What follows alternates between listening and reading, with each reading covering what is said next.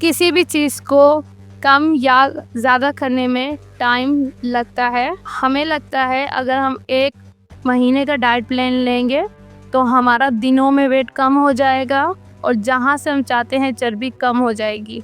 और जब ऐसा नहीं होता तो हम फ़ौरन डिमोटिवेट हो जाते हैं और फिर से वही सब कुछ करने लगते हैं जो पहले कर रहे होते हैं।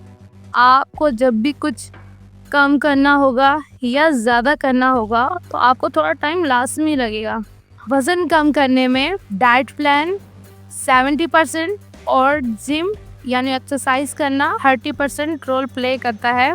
अगर आप जिम नहीं करते, सिर्फ डाइट प्लान कर रहे हैं, तब भी आपको 3 से 4 महीने लगते हैं बॉडी को शेप आने में और आपको स्ट्रिक्ट डाइट करनी है, तभी रिजल्ट नज़र आएंगे। जब भी आप अपना वेट लूज़ कर रहे हो, आपको एक बात का ख्याल लाजमी रखना है, बॉडी को शेप में आने में 2 से 3 महीने लाजमी लगते हैं। इसलिए कंटिन्यू अपने डाइट को फॉलो करें, एक्सरसाइज करें और ज़बरदस्त किस्म की बॉडी आपकी वापस अपनी शेप में आएगी। मगर आपको कंटिन्यू डाइट प्लान करना है। ऐसा नहीं है कि आपने 1 हफ्ता किया और आपने डिमोटिवेट होकर छोड़ दिया कि मेरा वज़न कम नहीं हो रहा। ना वज़न आपका 1 हफ्ते में बढ़ा है और ना ही 1 हफ्ते में कम होगा। और अगर आपका 1 केजी या कुछ कम हो भी गया, आपके वापस डाइट प्लान फॉलो ना करने पे वो वापस। सेकंड इम्पॉर्टेंट बात, सब लोगों का वज़न एक तरह से कम नहीं होता। कुछ लोगों का इंस्टेंट वेट लूज़ होता है, मतलब उनको इतनी एफर्ट नहीं करनी पड़ती, वो थोड़ा सा कंट्रोल करते हैं, वज़न कम हो जाता है।